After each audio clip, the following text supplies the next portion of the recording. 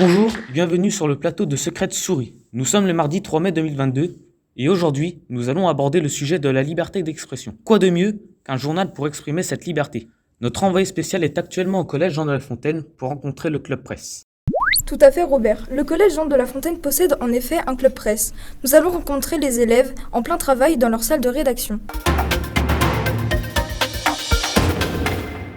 C'est un club qui va se réunir tous les mardis midi, qui va durer une demi-heure, et c'est un moment où des personnes qui vont y participer réunissent leurs idées sur du papier. À chaque réunion, on fait notre petit article et lors des 5 dernières séances, on va mettre en commun, choisir qui va faire la couverture, etc.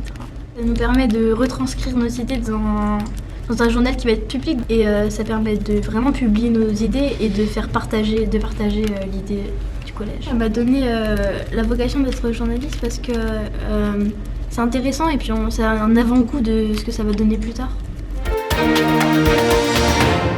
C'était Norbert en direct de la salle informatique avec les membres du club presse pour l'émission Secrète Souris.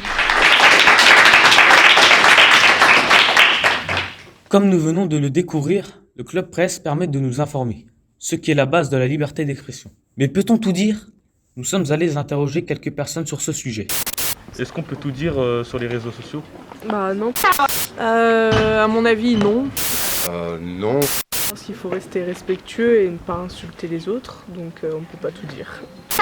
Il faut quand même rester correct vis-à-vis des gens sur lesquels on pourrait porter des propos diffamatoires et ils seraient en droit de porter plainte d'ailleurs, je pense. Y a-t-il des limites à la liberté d'expression? Il y a des limites. On n'a pas le droit d'insulter les gens, on n'a pas le droit d'être agressif ou de tenir des propos sexistes ou homophobes ou racistes. Tout ce qui est interdit par la loi en fait. C'est les droits tout simplement parce que quelquefois ça peut mener à du cyberharcèlement si on insulte ou dit des méchancetés. La liberté d'expression est un droit, mais elle est quand même cadrée par des textes qui en définissent aussi les limites. C'est-à-dire qu'on ne peut pas se permettre de faire n'importe quoi au nom de la liberté d'expression. Je pense que les gens ont le droit de s'exprimer librement sur tout un tas de sujets, mais à condition de rester dans le cadre de la loi. De ne pas tenir de propos diffamatoires ou insultants ou rabaissants, je pense. Il y a des lois qui disent qu'il ne faut pas le dire, tout simplement. Nous sommes toutes et tous conscients qu'il y a des limites à la liberté d'expression. Quelles sont ces limites? C'est ce que nous allons découvrir maintenant. La liberté d'expression est comme un morceau de gruyère, pleine de trous. Plus de 400 lois et articles des codes pénals et civils grignotent les principes posés par la Déclaration des droits de l'homme et du citoyen de 1789. Ainsi, chacun a droit au respect de sa vie privée. Bon, vous allez fiche la paix, oui? Chacun a droit au respect de la présomption d'innocence. Puisque je vous dis que je n'y suis pour rien! Il est interdit de diffamer et d'injurier les vivants et les morts.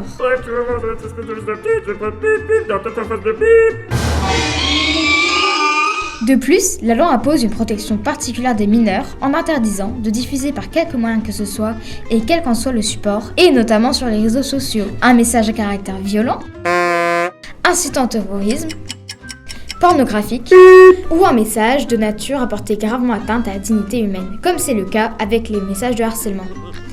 Le harcèlement, c'est des propos répétés qui conduisent à la dégradation de la santé physique et mentale de la victime.